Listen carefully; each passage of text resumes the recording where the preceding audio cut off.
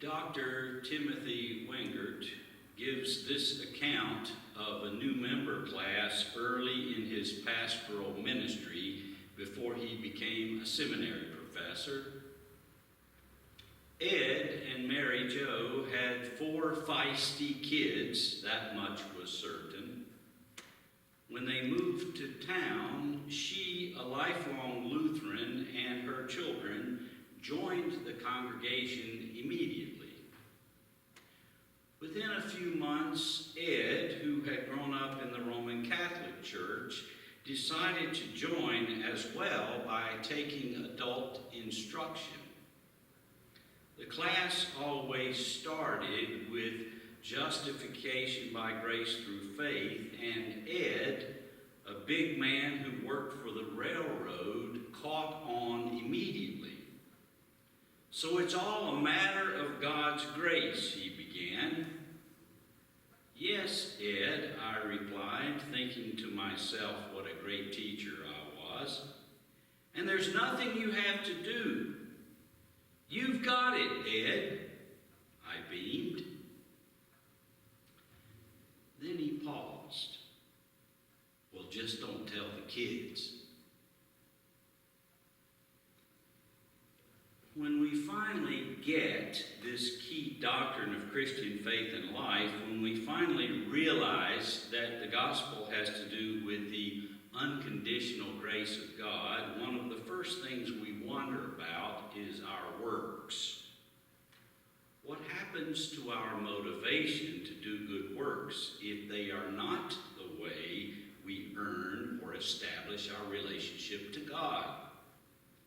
If it's all about what God does for us to save us, then where is the incentive for us, or the kids, to do good works? The necessity of good works and God's unconditional grace do not mix. Any attempt to smuggle works into one's grace-filled, trusting relation to God always ends up missing the point and destroying that very relationship.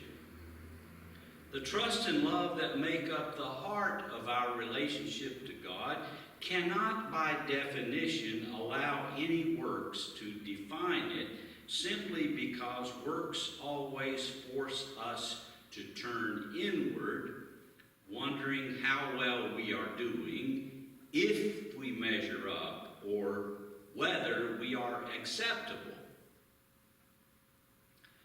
Our parable this morning calls us to pay attention to how we are to view our works that follow from faith.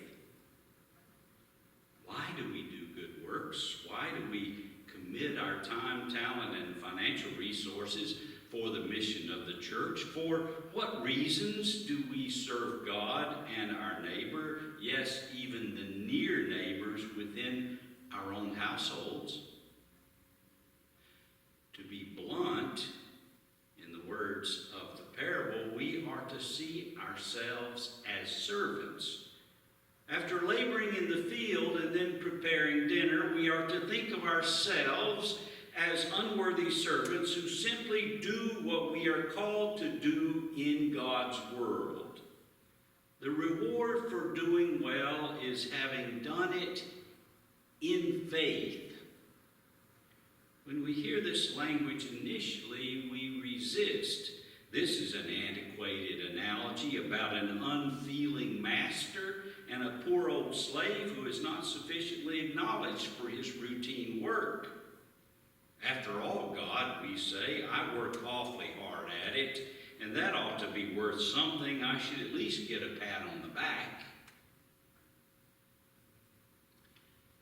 But right there is the danger. Works righteousness is sneaky. It leaks out into self-pity. It breaks out into moral comparisons between persons. It tends to coerce or cajole others into service rather than with kind invitation and a welcome to an adventure, we can so easily slide into the notion that the performance of our duty ought to earn brownie points with God and others. I believe the common term circulating around these days is quid pro quo, transactional tit for tat. We can so easily confuse duty for faith. This is the source of all misunderstood martyrdom that says, no one pats my back, I never get recognized for what I do, no good deed ever goes unpunished. Life becomes terribly impoverished for us when we reach the point where God owes us big for some dramatic, dutiful activity of our own doing. The church father Irenaeus once wrote that the glory of God is humanity fully alive. As the introduction to the communion liturgy's proper preface proclaims, it is indeed right, our duty and our joy, to be God's grace-filled people in the world. Our task, as always, is to remain faithful to the identity God first gives us in holy baptism. Flowing from these waters of grace, all works become equal in faith. Works are pleasing not for their own sake, but because of faith which is present in one and in the same way in every work. We never grow beyond the fact that we are God's children and God's servants.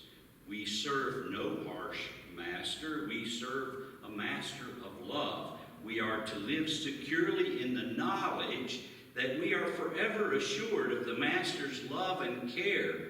Faith and the obedient life are always bound to God and God's saving activity in Jesus for and through us.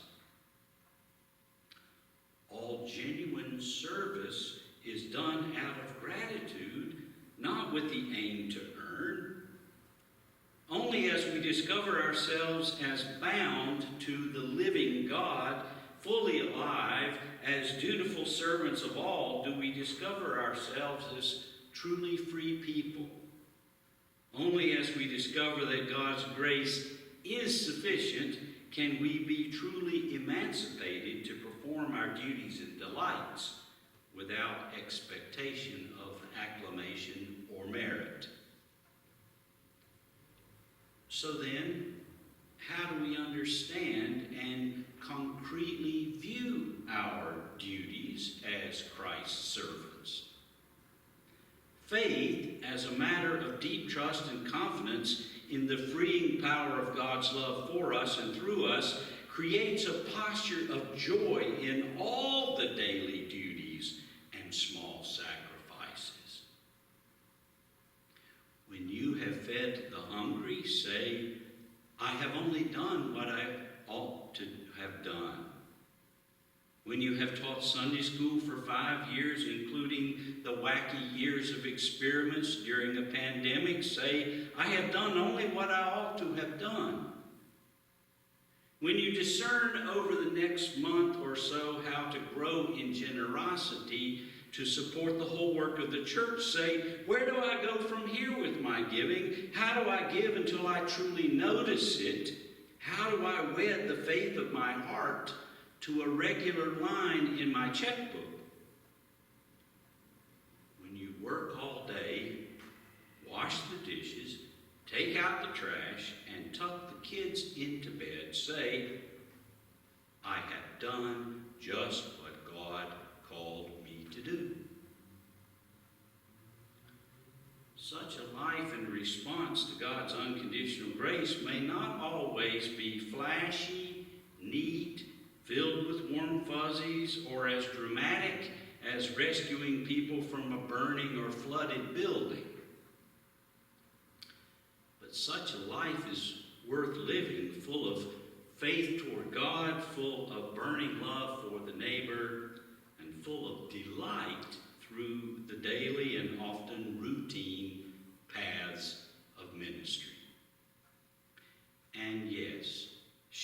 this news of God's grace with the kids. They need it too.